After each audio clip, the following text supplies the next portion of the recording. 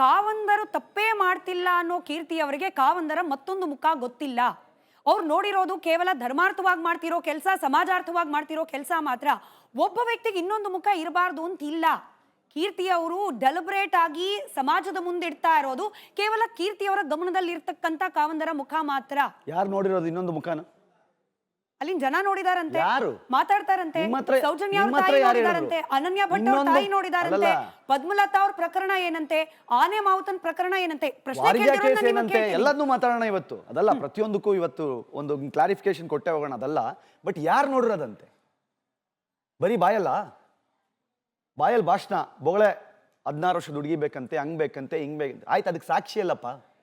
ಅದಕ್ಕೆ ಯಾವ ಗ್ಯಾರಂಟಿ ಮೇಲೆ ಮಾತಾಡ್ತಾ ಇದೀಯಪ್ಪ? ನಿನಗೊಂದು ಸೆನ್ಸ್ ಬೇಡ ತಲೆಯಲ್ಲಿ ಏನು ಮಾತಾಡ್ತಾ ಇದೀಯ ಅಂತ?